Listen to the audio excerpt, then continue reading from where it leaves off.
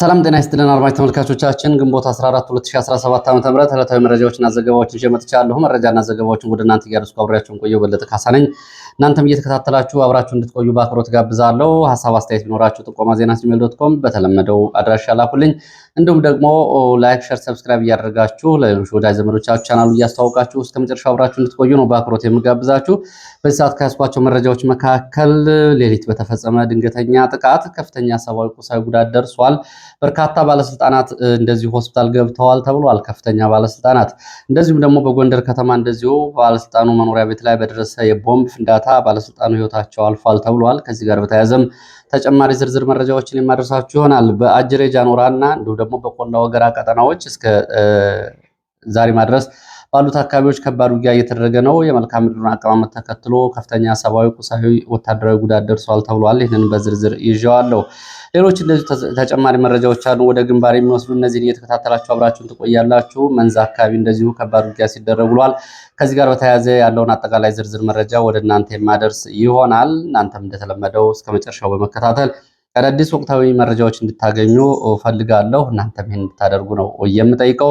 ብዙዎቻችሁ አስተያየቶችን የሰጣችሁን አስተያየቶቻችሁን ተመልክቻቸዋለሁ። አጠር ቢሉ ፈጠን ቢሉ ካለው ጊዜ አንጻር የሚሉትን አስተያየቶች ጨምሮ በይዘቶቹ ላይ በመረጃዎቹ እውነተኝነት ላይ የሰጣችሁትን ምስክርነትና እውነተኛ መረጃዎችን እያገኛችሁ እንደሆነ የሰጣችሁን አስተያየት ተመልክቻለሁ። አመሰግናለሁ።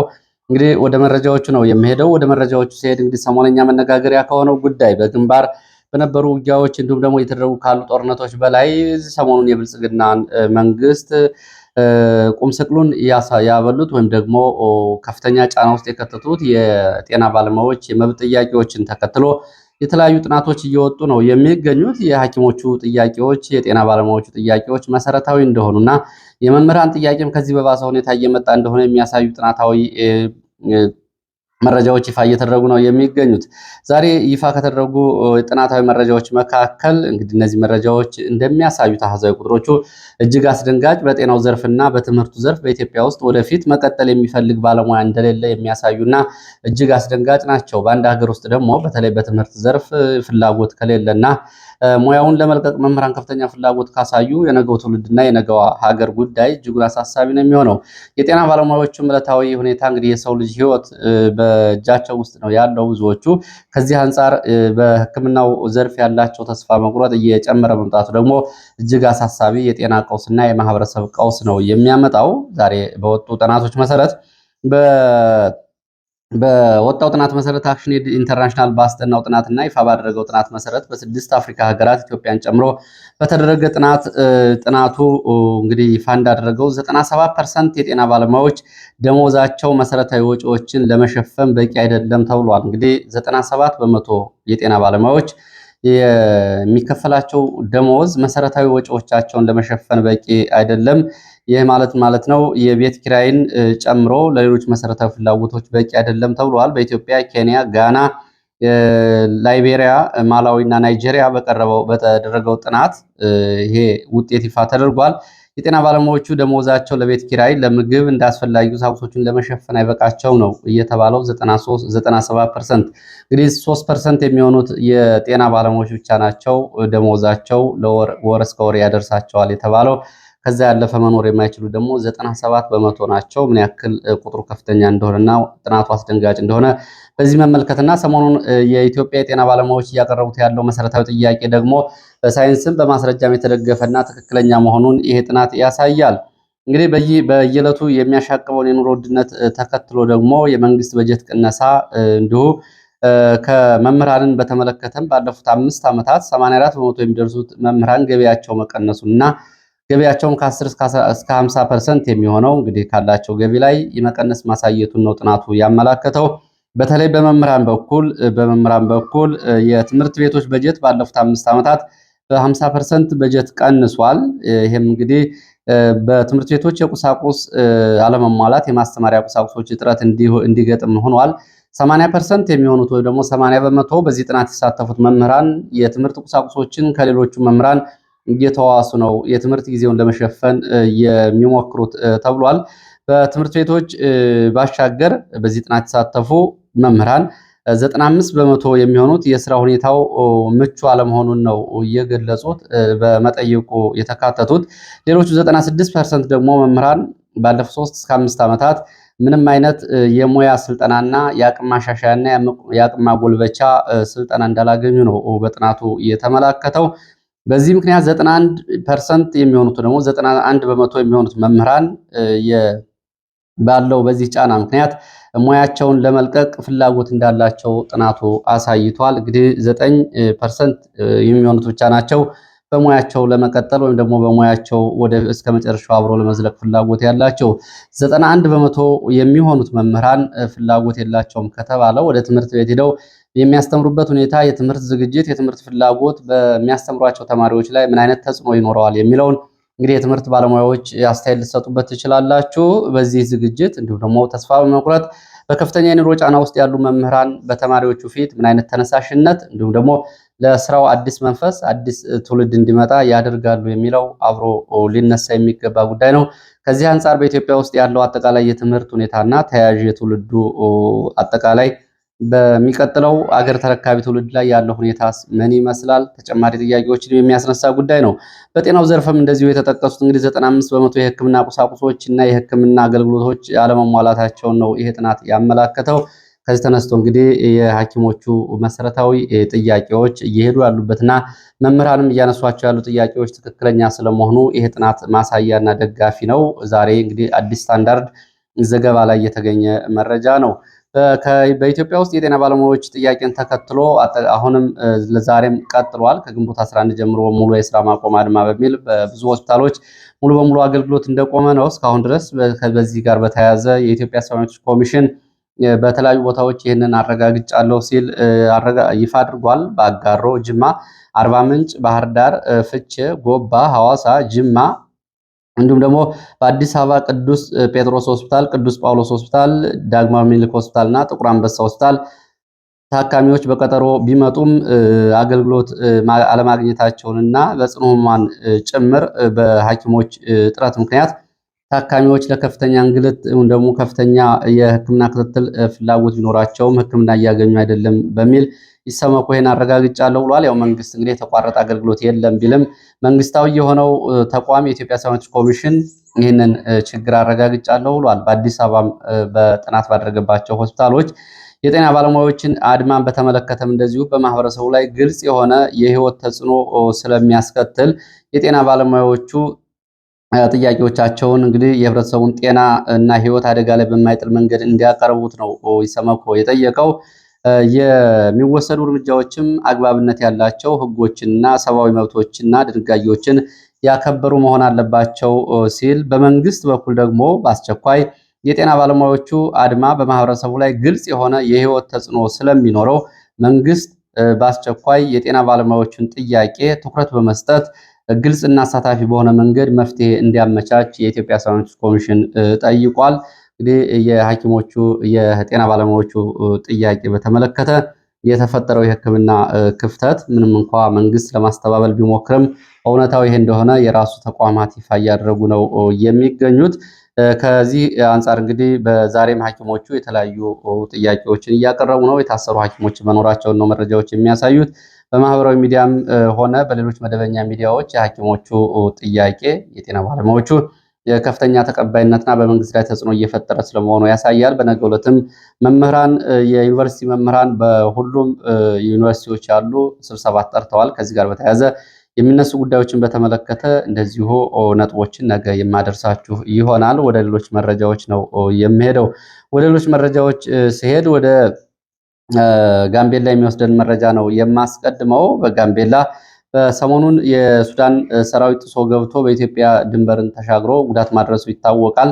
በዚህ አካባቢ ፓጋክ ተብላ በምትጠራው ከተማ የኢትዮጵያና የደቡብ ሱዳን ወታደራዊ ባለስልጣናት የጋራ ውይይት አድርገዋል የሚል ዘገባ ወጥቷል። ባለፈው እንግዲህ የደቡብ ሱዳን ጦር ወደ ኢትዮጵያ ሉዓላዊ መሬት ተሻግሮ ፓጋክ ከተማን ውድመት አድርሶባታል። የወረዳውን አስተዳዳሪ ጨምሮ ሌሎችን ሲያቆስል፣ እንዲሁ ደግሞ ሌሎች የካቢኔ አባላትና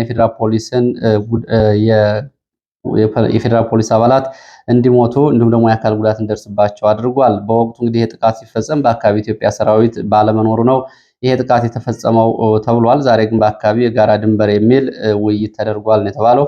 በደቡብ ሱዳን እንግዲህ በተለይ የጎሳዎች ግጭትና የምክትሉ ሪክ ማቻር ደጋፊ ጎሳዎች የቀሰቀሱን ግጭት ተከትሎ ወደ ኢትዮጵያም ጉዳዩ ይዛመታል የሚሉ መረጃዎች ናቸው ያሉት። ምክንያቱም በጋምቤላ በአኝዋክና በኝወር እንዲሁም ደቡብ ሱዳን ውስጥ የጎሳ ትስስር ስላለ። ወደ ሌሎች መረጃዎች እቀጥላለሁ። ወደ ሌሎች መረጃዎች ስቀጥል ወደ ምስራቅ ጎጃም የሚወስደን መረጃ ነው የማስቀድመው። ምስራቅ ጎጃም ደጀን ወረዳ መዠን ተስካር ተብሎ በሚጠራ ቦታ ዛሬ ውጊያ እየተደረገ ነው። በዚህ ውጊያ የደረሰው ሰብአዊ ቁሳዊ ጉዳት አልታወቀም ተብሏል። ከሁለት ቀናት በፊት በዚሁ አካባቢ ዛምብራ ብርጌድ ጋር በተደረገ ውጊያ ከፍተኛ ሰብአዊ ቁሳዊ ጉዳት በመንግስት ኃይሎች ላይ መድረሱ ይታወቃል። በርካታ የሚሊሻ አባላት እንደዚሁ ህይወታቸው ሲያልፍ ነፍስ ወከፍና የቡድን መሳሪያዎችን በፋኖ እጅ ገብተዋል ተብሏል። ሸበል በረንታ በተመሳሳይ እዛው ምስራቅ ጎጃም በአሳለፍነው ሌሊት ሁለት የሚሊሻ አባላት በፋኖ ተይዘው ተወስደዋል። እነዚህም እንግዲህ የሚሊሻው ኮማንደር እና የሚሊሻ አባል የሆኑ ሁለት ናቸው። ከተማ ውስጥ በፋኖ ተይዘው የተወሰዱት ፋኖ ወደ ከተማ ዘልቆ መግባት። በዚህ እንግዲህ የተበሳጩ የመንግስት ወታደሮች የአርሶ አደሮችን የቁም እንስሳት ነድተዋል ነው የተባለው። የቁም እንስሳቶቻቸው በሬ ላሞቻቸው ከተነዱባቸው መካከል የሶስት የአንድ ቤተሰብ አባላት እንዲሁም ደግሞ ሁለት የአንድ ቤተሰብ አባላት ይገኙበታል። ሶማ መለሰ፣ አያሌው ሶማ፣ ተመቸ ሶማ የአንድ ቤተሰብ አባላት አንዳርጌ ጫኔና አሰፋ ጫኔ እንዲሁም ደግሞ ጫኔው እንዳወቅ የእነዚሁ የአንድ ቤተሰብ አባላት የሆኑ ናቸው። ንብረቶቻቸው በሚሊሻዎች የተወሰዱባቸው ተብሏል። ወደ ምስራቅ ጎጃም እዛው ሞጣ ስንሻገር ሞጣ ከተማ ወጣ ብሎ ዛሬ የረፋድ ውጊያ ነበር ተብሏል። ልዩ ስሙ ሙገር ተብሎ በሚጠራ ቦታ በተደረገ ውጊያ ከፍተኛ ሰብአዊ ቁሳዊና ወታደራዊ ጉዳት ደርሷል ነው የተባለው። በትንሹ 25 የሚደርሱ የሚሊሻና የአድማ ብተና አባላት ሙትና ቁስለኛ ስለመሆናቸው መረጃዎች ያሳያሉ። ይህንን ተከትሎ ወደ አካባቢው ተንቀሳቅሰው የነበሩ የመንግስት ወታደሮች ወደ ሞጣ ከተማ ተመልሰዋል ነው የተባለው። ይህ መረጃ የተገኘው ከሁለተኛ ክፍለ ጦር ተፈራ ዳምጤ ነው። ወደ መረጃዎች እቀጥላለሁ። ወደ መረጃዎች ሲቀጥል ወደ ደቡብ ጎንደር የሚወስድን መረጃን ማስከትለው ደቡብ ጎንደር እስቴ ቆማ ፋሲለደስ አካባቢ በግዳጅ ተይዘው ወደ ወታደራዊ ማሰልጠኛ ጣቢያ እየተወሰዱ የነበሩ ታዳጊዎች ላይ ጉዳት ደርሷል ተብሏል። ከፋኖ ጋር በአካባቢው እጀባ ላይ የነበሩ ወታደሮች ጋር ውጊያ መቀስቀሱን ተከትሎ ምልምል የነበሩ ታዳጊዎች ህይወታቸው አልፏል። አንዱ ውስጥ የመካነ ኢየሱስ የቀብር ስነስርዓቱ ተፈጽሟል ነው የተባለው። እንግዲህ ከቆማ ፋሲለደስ ተይዘው ወደ ወታደራዊ ማሰልጠኛ ጣቢያ እየተወሰዱ የነበሩ ታዳጊዎች ውስጥ ነው ይሄ የሆነው። ወደ መረጃዎቹ ቀጥላለሁ። ወደ መረጃዎች ስቀጥል ወደ ወለጋ የሚወስደን መረጃ ነው የማስከትለው። ወለጋ ኪረሙ፣ ጃርዴጋ ጃርቴ፣ አቢደንጎሮ፣ ጊዳያናን ጨምሮ በብዙ ቦታዎች የስልክ አገልግሎት መቋረጡን የመረጃ ምንጮች ገልጸዋል። ሁለተኛ ቀኑ ነው የያዘው የስልክ ከተቋረጠ። የስልክ መቋረጡ የሸኔ ታጣቂዎች ወቅታዊ እንቅስቃሴ፣ የመከላከያና የክልሉ የጸጥታ ኃይል ልዩ ዘመቻ እና በተለይ በአካባቢ በሚኖሩ የአማራ ተወላጆች ላይ ያለውን ጫና የመረጃ ለመለዋወጥ ምን ሊፈጠር እንደሚችል ለመገመት እና አጠቃላይ ሁኔታዎችን ለማወቅ አስቸጋሪ አድርጓቸዋል ነው የሚሉት የመረጃ ምንጮቹ። አሁንም የስልክ አገልግሎት አልተመለሰም ተብሏል። ሌላው በዚሁ በወለጋ ወደ ቤንሻንጉል ከማሽ ዞን የሸኔ ታጣቂዎች በንጹሐን ላይ ጭፍጨፋ ፈጽመዋል ተብሏል። በዚህ ጭፍጨፋ 21 ሰዎች ተገድለዋል። 9 ህፃናትና 7 ሴቶች ከተገደሉት ውስጥ ይገኙበታል ነው የተባለው። ግድያውን የፈጸሙት የሸኔ ታጣቂዎች ትላንትና ማለዳ 12 ሰዓት እስከ ረፋድ በቆየው የተኩስ ሩምታና እንዲሁም ደግሞ በስለትና በገጀራ በመታገዝ ነው በአካባቢው ንጹሐን ላይ ጭፍጨፋ የፈጸሙት። ከዚያ ቀደም ብሎ ከአንድ ሳምንት በፊት ጥቃት ፈጽመው 2 ሰዎች ስለመገደላቸው የመረጃ ምንጮቹ ገልጸዋል። ታጣቂዎቹ ከ50 በላይ የቀንድ ከብቶችንም ከአካባቢው ዘርፈው ወስደዋል ነው የተባለው። ይህንን ጥቃት የፈጸሙት የሸኔ ታጣቂዎች ናቸው። ወደ ሌሎች መረጃዎች ሲሄድ ወደ ደቡብ ጎንደር ጋይንት የሚወስደን መረጃ ላስከትል። ጋይንት በተለይ ጋይንት በ3 ቦታዎች የደፈጣ ጥቃቶች ተፈጽሟል። መኳቢያ፣ መገንጠያ፣ ሀያ ውሃ በተባሉ ቦታዎች በተፈጸሙ ድንገተኛ ጥቃቶች በትንሹ 15 የመንግስት ወታደሮች በ3 ቦታዎች ላይ ዛሬ ረፋድ በተፈጸሙ ጥቃቶች ተገድለዋል ተብሏል። እንዲሁም ደግሞ ነዳጅ የጫኑ ተሽከርካሪዎችም እንደዚሁ የቦምብ ጥቃት ፍንዳታ ደርሶባቸው ጉዳት ደርሶባቸዋል ተብሏል። ቁስለኞች በባጃጅ ወደ ሆስፒታል ተወስደዋል ነው ያሉት። በዚህ የተበሳጩ የመንግስት ወታደሮች ዳሞት፣ ውሃ ምድር ተብሎ በሚጠሩ አካባቢዎች በርካታ አርሶ አደሮችን የእርሻ ስራ ላይ የነበሩትን ጭምር ደብድበዋል፣ እንዲሁም ደግሞ በይዘውም ወስደዋል ነው የተባለው። እንግዲህ እዚህ ላይ መነሳት ያለበት ጉዳይ ውጊያ በሚኖሩበት ጊዜ በተለይ የተሽከርካሪዎች እና አሽከርካሪዎች ደህንነታቸው ሊጠበቅ የሚገባ መሆኑ መታወቅ አለበት። የፖለቲካ ፍላጎት ያላቸው ወገኖች ውጊያ ሊያደርጉ ይችላሉ። በመሀል ግን ተሽከርካሪዎች ወይም ደግሞ በዚህ በጉዳዩ ላይ ምንም የማይገናኙ ንብረትና አሽከርካሪዎች አስፈላጊው ጥበቃ ሊደረግላቸው ይገባል። ይሄ መደረግ ያለበት ወደፊትም ሊከናወን የሚገባው ነው። በዚህ ውስጥ በመንግስት በኩልም እንደዚሁ ይህንን ንጹሐንን የጦር ጋሻ ማድረግ፣ በፋኖ በኩልም ደግሞ በእነዚህ ላይ እንደዚሁ የጦር ጋሻ ማድረግና እነዚህ ተገቢ ያልሆኑ የጦር ህጎችም አይደሉም። ስለዚህ ለንጹሐን አስፈላጊው ጥበቃ ሊደረግ ይገባል። ንጹሐን ሰርተው መብላት ነው የሚፈልጉት። ከዛ ያለፈ ተልእኮና ሚና እስከሌላቸው ድረስ አጠቃላይ ህይወታቸው ሊጠበቅ ይገባል። ወደ አርማጭሆ የሚወስድን መረጃ ላስከትል። አርማጭሆ ገነቴ ኩርቢያ፣ ፈረስ መጋለቢያ፣ ፈረስ መግሪያ፣ ሙሴ ባምብ እንዲሁም ኢትዮጵያ ካርታ ተብሎ የሚጠራው ቦታ ድረስ በጠዋት በነበረ ውጊያ ከፍተኛ ጉዳት ደርሷል ተብሏል። የደረሰው ጉዳት በዝርዝር አልታወቀም የሚሉት የመረጃ ምንጮቹ ውጊያው እስከ 5 ሰዓት ድረስ ቀጥሎ ነበር። በ5 ወታደራዊ ተሽከርካሪዎች ከሳንጃ የተንቀሳቀሰ የመንግስት ኃይል ጋር ነው ውጊያ እየተደረገው። ወደኋላ ወደ 5 ሰዓት ተኩል ገደማ የመንግስት ኃይሎች ቁስለኞችን ይዘው ወደ ሳንጃ ከተማ ተመልሰዋል። በዚህ ምክንያት በአካባቢ የነበረው ውጊያ ቆሟል ነው የተባለው። ሌላው ለሁለተኛ ቀን የቀጠለ ከባድ ውጊያ እየተደረገበት የሚገኘው አጀሬ ጃኖራና አካባቢ ነው። ቆላ ወገራ ከጠገዴ እንዲሁም ደግሞ የዳባት ቆላማ አካባቢዎችን ይዞ እስከ ዛሪማ ድረስ አዳርቃይ ጫፍ ድረስ ባሉት አካባቢዎች ከፍተኛ ውጊያ እየተደረገ ነው ተብሏል። በዚህ ውጊያ እንግዲህ ከፍተኛ ሰብአዊ፣ ቁሳዊ ጉዳት ደርሷል ነው የሚሉት የመረጃ ምንጮቹ። ሁለተኛ ቀኑን በያዘው ውጊያ በውጊያው እንግዲህ ከ1000 በላይ የመንግስት ወታደሮች በዚህ ከአርማጭሆ ቀጠና ብቻ ወደ አካባቢው መንቀሳቀሳቸውን የሚገልጹት የመረጃ ምንጮች ከእነዚህ ውስጥ እንግዲህ አብዛኛው እስከ ግማሽ የሚደርሰው በነበሩት 2 ቀናት ውጊያ ከፍተኛ ጉዳት አስተናግዷል። ይሄ እንግዲህ በተለይ የመልክዓ ምድሩን ሁኔታ ግምት ውስጥ ያላስገባ እንቅስቃሴ ያደረገ የመንግስት ኃይል ከፍተኛ እልቂት አስተናግዷል። ከውጊያ ባሻገር በገደል በሸለቆ ጭምር እየገባ ከፍተኛ ጉዳት አስተናግዷል። ጉዳቱ ሪፖርት ሳይደረግ ተጨማሪ ኃይል እንዲገባ እየተደረገ ነው። ውጊያውም ቀጥሏል ነው ያሉት። እንግዲህ የደረሰውን አጠቃላይ ወታደራዊ ኪሳራ፣ ሰብአዊና ቁሳዊ ጉዳት በተመለከተ አሃዛዊ መረጃዎች እየተጠናቀሩ መሆኑን የአካባቢ የመረጃ ምንጮች ገልጸዋል። በአካባቢ ያለው ውጊያ ይሄ ነው። ከዚህ በፊትም በዚህ አካባቢ ነገራችን ላይ በተደጋጋሚ በተደረጉ ውጊያዎች ከፍተኛ ሰብአዊ ቁሳዊ ጉዳት ነው የደረሰው። የመንግስት ወታደሮች ጉዳቶችን አስተናግደው ነው አካባቢውን ለቀው የወጡት። እንደውም ባለፈው ዓመት ሚያዝያ ላይ በተደረገው ውጊያ የወረዳው ሚሊሻዎች ሙሉ በሙሉ ያለቁበትና 134 ሚሊሻዎች በአንድ ቀን በዚህ ቀጠና ነው ያለቁት። አሁን ወረዳው ሚሊሻ የሌለው ወረዳና በአድማ ብተናና እንዲሁም ከሌላ አካባቢ በመጡ ሚሊሻዎች ነው አካባቢው ይህንን የሚሊሻ ውክልናውን እያረጋገጠ የሚገኘው። በዚህ አካባቢ የደረሰው እልቂትም ይህንን ነው የሚያሳየው ዛሬም ብለዋል። ወደ መንዝ የሚወስደን መረጃ ላስከትል። መንዝ ከባድ ውጊያ እየተደረገ ነው የዋለው። ከመንዝ ሞላሌ ወደ መንዝ ወገሬ የተንቀሳቀሰ የመንግስት ኃይል ጋር ነው ውጊያ ሲደረግ የዋለው። ውጊያው ከረፋድ ጀምሮ በ3 አቅጣጫዎች ከመጣ የመንግስት ኃይል ጋር ነው ውጊያ እየተደረገ ያለው። መንግስት የእግረኛ ኮማንዶ ጭምር በማሰማራት ነው በዚህ አካባቢ ውጊያ ሲያደርግ የነበረው። በ3 ግንባሮች በዘብር ገብርኤል፣ በርት መት እንዲሁም ደግሞ አናኔበር ተብሎ በሚጠሩ አቅጣጫዎች ወደ ሞያሌ ወደ ወገሬ ለመግባት የመንግስት ኃይል ጥቃት ከፍቶ ነበር የሚሉት የመረጃ ምንጮች። ፋኖም ከወገሬ ፊት ለፊት እንዲሁም ደግሞ በአሽማዶ ተብሎ ከሚጠራው አካባቢ የቆረጣ ውጊያዎችን ተግባራዊ በማድረግ የመንግስት ኃይሎች ላይ ጉዳት እንዲደርስ ሆኗል ተብሏል።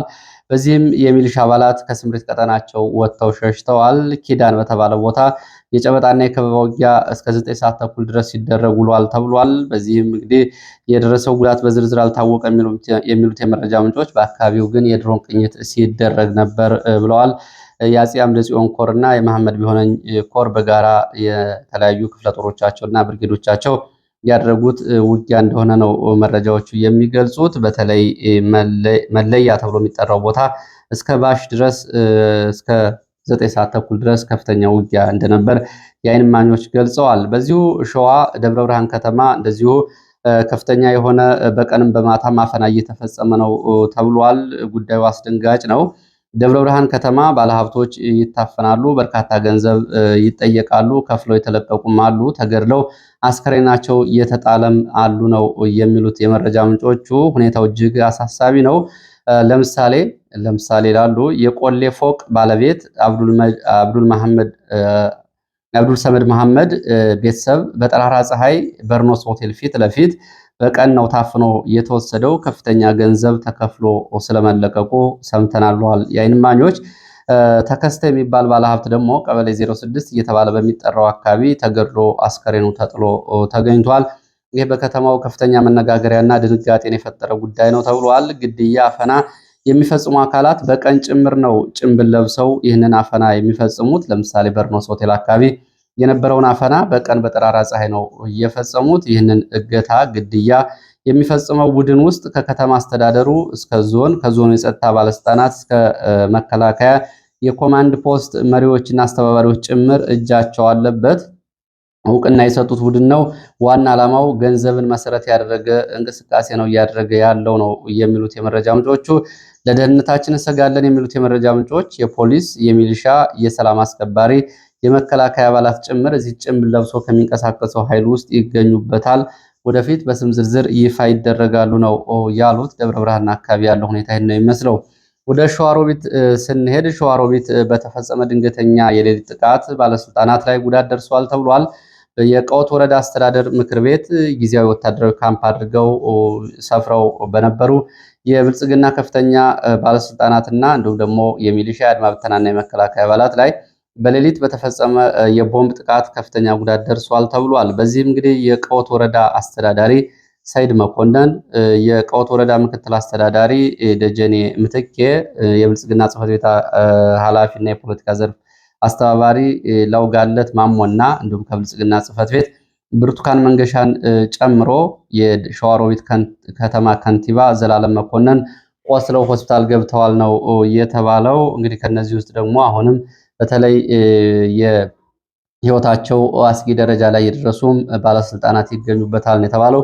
በሌሊት ነው ይህ ጥቃት እየተፈጸመው። የነዚህ ባለስልጣናት ሸዋሮቢትና አካባቢው የሚያድሩት የሚውሉት በመከላከያ ካምፕ ውስጥ ነው፣ በአድማ ብተና ካምፕ ውስጥ ነው የሚኖሩት። እንግዲህ ወደ ቤታቸው መሄድ አይችሉም። ባለፈው ከ5 ቀናት በፊት በወረዳው የፖሊስ ጣቢያ ውስጥ በጊዜያዊነት ካምፕ አድርገው ይኖሩ ነበር። በወቅቱ በተፈጸመው የቦምብ ጥቃት ምክንያት 5 የፖሊስ አባላት ጉዳት ደርሶባቸዋል። ይህንን ካምፕ ጥለው ወደ ወረዳው የምክር ቤት አስተዳደር ምክር ቤት አዳራሽ በጊዜያዊነት ካምፕ ከቀየሩ በኋላ ነው ትላንትና ምሽት ይሄ ጥቃት የደረሰው ተብሏል። ከባለስልጣናቱ ባሻገር እስከ 20 የሚደርሱ የአድማ ብተናና የሚሊሻ አባላት እንደዚሁ ቆስለዋል። 3 የሚሊሻ አባላት ወዲያውኑ ህይወታቸው አልፏል ተብሏል። የእንግዲህ ሸዋሮቢት አካባቢ የተፈጸመ ልዩ ኦፕሬሽን ነው ይህንን ጉዳት ያደረሰው ሲል የአማራ ፋኖ በሸዋ ጠቅላይ ግዛት እዝ ቃል አቀባይ ይህንን አረጋግጧል።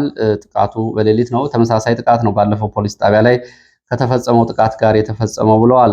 ወደ ጎንደር የሚወስደን መረጃ ላስከትል። ጎንደር ከተማ በተፈጸመ የቦምብ ጥቃት የከተማ ባለስልጣን ተገድለዋል ተብሏል። ባለስልጣኑ በመኖሪያ ቤታቸው በተፈጸመ የቦምብ ጥቃት ነው ህይወታቸው ያለፈው። እንግዲህ ይህንን ጥቃት እየፈጸሙ አካላት ባለስልጣኑ ልጆቹን እንዲያስወጣና እጅ እንዲሰጥ ጥያቄ ማቅረባቸውን የመረጃ ምንጮች ገልጸዋል። ባለስልጣኑ እጅ ለመስጠት ፈቃደኛ እንዳልነበርና ቤተሰቦቹን ግን አስወጥቶ የተኩስ እንደሱ ያጸፋ ተኩስ ከፍቶ ነበረ። ሆኖም በተፈጸመበት የቦምብ ጥቃት ህይወቱ አልፏል ነው የተባለው። ባለስልጣኑ ቀደም ብሎ ቀበሌ 9 የሚገኝ ፖሊስ ጣቢያ የፖሊስ ድጋፍ እንዲደረግለትም ጠይቆ ነበረ። ፖሊሶች ግን እኛም አካባቢ ተኩስና ከበባ ስላለ ራስህን ተከላከል የሚል ምላሽ እንደሰጡት፣ እንዲሁም ደግሞ በዚህ ሁኔታ ወደ ባለስልጣኑ መኖሪያ ቤት ሲንቀሳቀሱ የነበሩ 5 የፖሊስ አባላት እንደዚሁ በተኩስ ሩምታ ቁስለኛ ሆነዋል ተብሏል። ከባድና ቀላል ቁስለኛ። ይሄ የተፈጸመው አራዳ ክፍለ ከተማ ቀበሌ 9 ቅዳሜ ገበያ ተብሎ የሚጠራው አካባቢ እንደሆነ የመረጃ ምንጮቹ ገልጸዋል። ወደ መረጃዎች እቀጥላለሁ። ወደ መረጃዎች ሲቀጥል ወደ አፍሪካ ቀንድ መረጃ ነው የሚሄደው። ከአፍሪካ ቀንድ መረጃዎች መካከል 3 ሱዳን የተመለከቱ አጫጭር መረጃዎች ይዣለሁ። የሩሲያ ጀነራል አልፈታህ አልቡርሃን የሱዳን ብሔራዊ ጦር መሪን በሩሲያ የአረብ ስብሰባ እንዲገኙ ጋብዛቸዋለች። የሱዳን ጦር ብሔራዊ መሪ አልቡርሃን ወደ ሩሲያ ሞስኮ ተጋብዘዋል ተብሏል። በቅርቡ በሚደረገው የአረብ ሀገራትና የሩሲያ የጋራ ስብሰባ እንዲገኙ ሱዳንን ወክለው ነው እየተጋበዙት። እንግዲህ ሩሲያ ለሱዳን ብሔራዊ ጦር መሳሪያ እያቀረበች ነው የሚሉ ጭምጭምታዎችም ከአሁን በፊት ሲወጡ ቆይተዋል።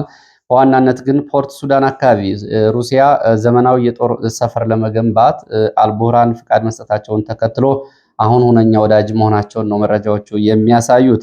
ሌላው የሱዳን ጦር የመጨረሻ የአርኤስኤፍ ጠንካራ ይዞታ ናት ያላትን የምትባለውን ኦምዱርማን ከተማን መክበቡን አስታውቋል። በከተማዋ ደቡባዊና ምዕራባዊ ጫፍ ከፍተኛ ከበባ አድርጋለሁ። አርኤስኤፍ እዚህ አካባቢ ከተመታ ሙሉ በሙሉ ካርቱም ነፃ ይወጣል፣ የካርቱም ነፃነትም ይታወጃል ነው የሚለው የሱዳን ጦር። ይህ ዘመቻ ሙሉ በሙሉ የካርቱምን ነፃነት የሚያረጋግጥ ስለሆነ በቅርቡ ይፋ እናድርገዋለን ብሏል።